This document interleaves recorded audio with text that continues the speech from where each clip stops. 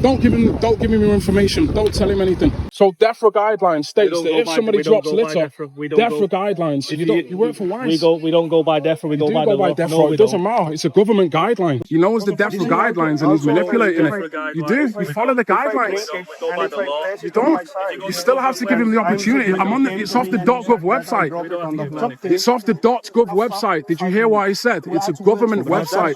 You don't make up your own rules. Back on Market Street again now, walking down towards Piccadilly Gardens. Well, I'm looking for this enforcement officer. I'm trying to find this guy. I'm adamant. I'm determined to find him because I want to right a wrong. I want to save somebody some money and stop them from getting a fine. He normally hangs around where vulnerable shoppers are hanging out so we can catch them, give them a fine, and then stays down there. So that is my plan. Brew Dog, this is an interesting building in Manchester. You can actually have a drink on the rooftop. We've got a rooftop bar up there. So because it's nice and hot today, you could go up there and have a nice drink, but it is a decent venue. You do have a lot of IPAs and you have food as well. And it's on quite a decent street. It's away from Piccadilly Gardens. It's on Fountain Street, just near the Shakespeare. But it's supposed to be nice. I don't drink alcohol, but I have been in Brew Dog years ago. And it is a decent venue. And yeah, you can go on the rooftop for a nice drink.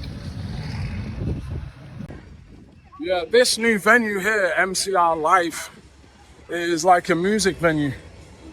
Well, it is quite a sort of strategic play from business owners in Manchester because apparently it's £9 a pint in here, but also it's £3 deposit for your cup. But it's kind of a smart play because what you do is deter all the people that are just sitting around in the gardens and you attract people with money. So you get them in here and it's kind of like, it's about 1/5 of the garden. It's quite big, but it's a smart move. It gives normal people a section where they can actually sit and relax without, unsavory people hanging around and standing around them and sitting near them. So it is good. Got security and stuff in there as well, and it's quite big. It's got real grass too. We've kept the grass, so there is grass there. A straight line straight through Piccadilly Gardens all the way down. Got the Travelodge in front here, and yeah, it's very busy. Obviously, it's warm today, so there's a lot of people out. And if you want a real view of Piccadilly Gardens, and just walk straight down this line, and you will see everyone and everything. And there's a lot of people just chilling out on the grass and stuff. But yeah, it's busy. I've actually found who I was looking for now. They are sitting here. The enforcement litter officers. I'm just waiting for them to pounce and try and give a unfair fine so I can go over and save somebody some money. But I've actually, I'm just gonna read this out to you so you actually know in future. So in Manchester, you see like litter enforcement officers there walking around. And what they do is if you drop a cigarette on the floor, they walk up to you and say, hey, you've got to pay a fine, £100 on the spot there and then. But there are some legal loopholes that they don't tell you about. Basically, the company that regulates these enforcement officers, they're actually called DEFRA. It's Department for Environment, Food and Rural Affairs. And these are the guidelines here. And it's a 45-page document. But it's on page 17, section 43. And it states, you can see it there, it's section 43. It states, I'll put it on the screen as well. A fixed penalty notice must be issued to the person who has committed the offence where possible. A fixed penalty notice should be issued on the spot. It goes on to say alleged offenders should be made aware of an offence at the time and given the opportunity to rectify it, which means they're supposed to allow you to pick up the cigarette and place it in the bin. So this is your legal rights to actually pick up the litter or pick up the cigarette, but they don't tell you that. They just tell you straight away you've got to pay a fine. But most people don't know, and this is the section of the guidance that states you don't have to pay a fine if you pick up the litter. And they're actually walking off. They're going over there. So I'm just gonna wait. I'm gonna wait until they try and get someone, and then I'll step in and save them. Yo, excuse me. Don't give him your information. Don't tell him anything. Don't give him your information.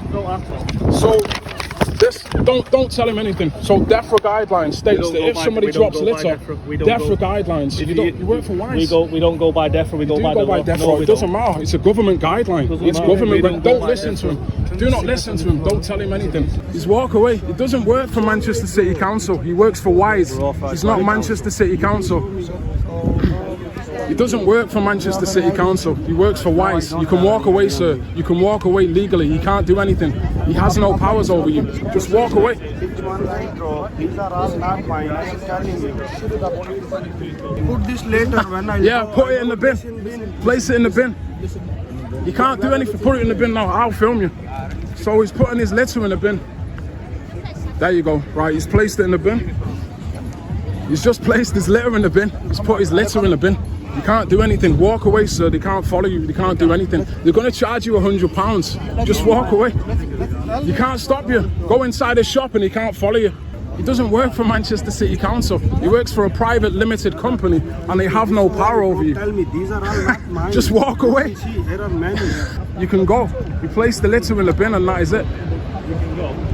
I was sitting here. The litter is in the bin. When I go, If you want to go, yeah. if you go, You can go.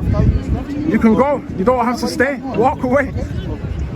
You can walk away. You don't have to stay. It's just pure manipulation. This guy's lying. He knows the DEFRA guidelines and he's manipulating it. You do. You follow the guidelines. You don't. You still have to give him the opportunity. It's off the .gov website.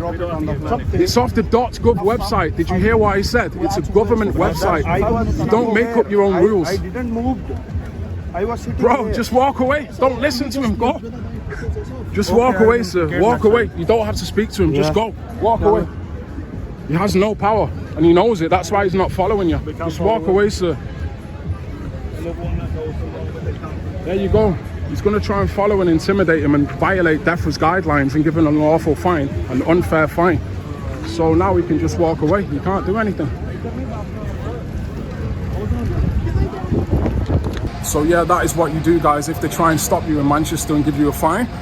You cite section 43 of DEFRA's guidelines and they cannot give you a fine and they have to walk away. And as you saw, both officers walked away and they can't do shit about it. So, and there they are trying to catch him again, going back round, but they can't do anything.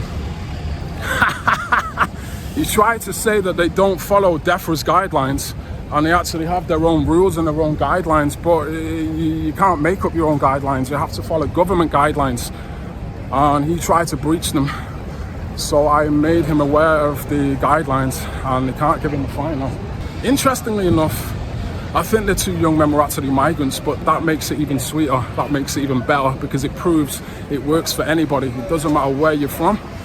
If you drop a cigarette and they try to fine you, you don't have to pay it. You just simply cite section 43 of DEFRA's guidelines and walk away, and they can't do shit about it. But those guys look those men looked super pissed off because they got exposed and they thought they was going to get a £100 fine, but they failed. It didn't work. And that is really what it's about, guys. In this world, you have to understand law and legalities of every situation. And this applies to law, this applies to banking, the finance world, business. You know, it's important to understand laws, regulations and guidelines. And this is why, you know, I often spend time reading guidelines and laws and regulations just to stay on top of things, and so I understand what is going on. Because really, if you don't understand your legal rights, people will take advantage of you and they will manipulate the situation. So it's important to do that. It's important to know your rights at all times and exercise them, and don't let people bully you. Don't let people press you into waiving your legal rights, because it is a right. So yeah, as I say, it's a really nice day today, guys. It's nice and hot.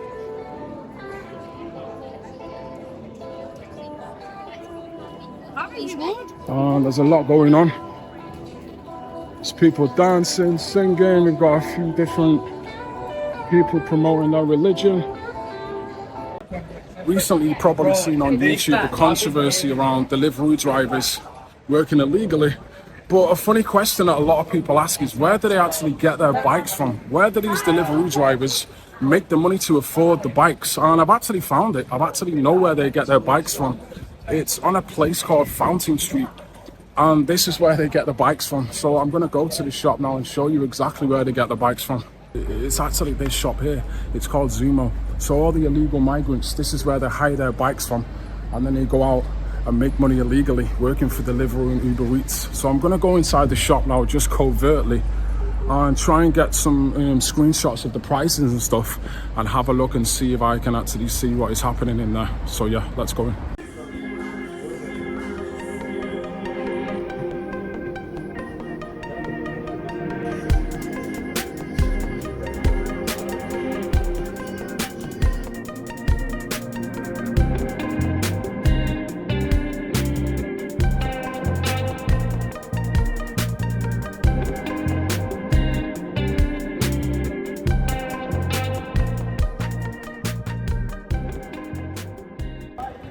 Yeah, something else as well, guys, I just want to talk about. Of course, there's a lot of different channels in Manchester that, you know, make content, but I try and make my style different. I like to believe that I'm very different. I'm not the same as everybody else. I don't walk up to people trying to antagonize people. I try and have civil conversations, but my main focus when I'm filming vlogs is to smoothly maneuver through the city and just capture things that are happening. I don't try and manufacture situations. I just try and film what I see, and that is it. I just keep myself to myself. I may have a few conversations with people, but really, I just try and capture things that are happening. That is really all that I do. And that is really all you will see me doing, is just document things that are actually happening.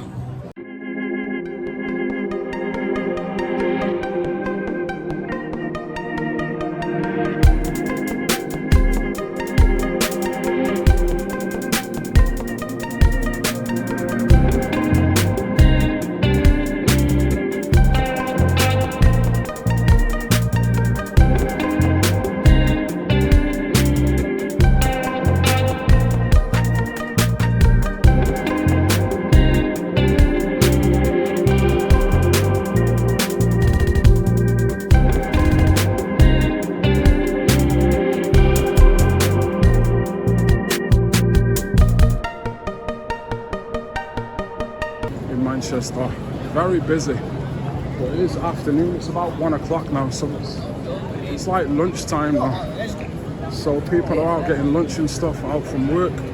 But it is a beautiful day. It's a very nice day, and there's a nice mixture of people around. People going from work, people shopping, people just hanging around. But I'm just walking down Market Street at the moment. I'll go to the bottom and then I'll turn around and walk back up. But it's probably,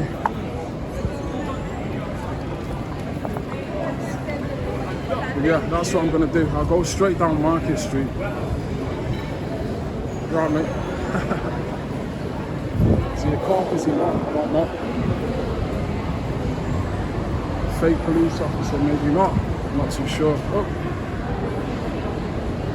But yeah, Manchester, it's a lovely day. The sun is shining. It is a beautiful day. But yeah, I'm leaving Manchester now.